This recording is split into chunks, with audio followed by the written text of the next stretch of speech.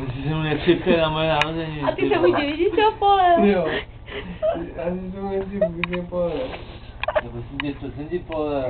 Přesně. Si koupím zítra novou mikinu. Dělej!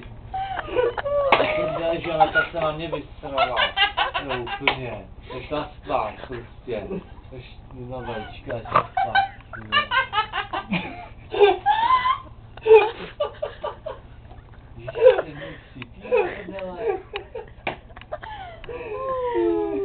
Dělej jeden, tak dělej. Tady to, ty jsi to koupil, dneska jak to pije.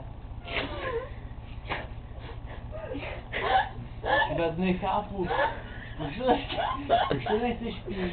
Že už jsem tam vypil tuny. Nepiješ ty. Tady si připij, dělej do prdele. Můžeš to vyhazovat. Nechápu tohle. Tak dělej, tak dělej. Tak.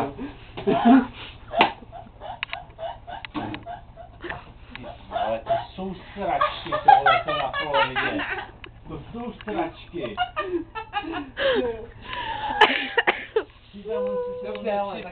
Ale chápíš, to má člověk dost, tak to má dost? Já to vypiju. Já jsem to měl taky dost. No, nechceš na to nic. Nebo já to vypiju. No. Až jo, tady holky v tom výšku mají byly to samý. Ne. To nejde, fakt ne, jako. Mě by bylo špatně. Takže počkejte. Víte se, tohle to nic není, jo. Jaká reklama, jo? Jo. To je 8 mm normální whisky, který vytepuje každý prvňák v základní škole. A oni si se mnou nechtějí připít. Tímhletím, no. Takže podívejte se na Andreu. Tady v županu. Co tady prostě spí, nebo co, prostě na mých narozeninách.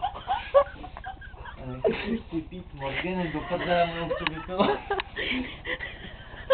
Jak to, že jsi to vypila předtím, než jsme si připili? No tak dostaneš další. No Proč to vypilo? No tak dostaneš. Ne, tohle je povinný. Ne, jako fakt ne. Ne, ale ty To dám nejde. fakt strašně málo. No nedáš. Víš, já ti dám, že to nemusíš. Tak Ne. dej půl mýho megapanáka. Hele. Já mám megapanáka.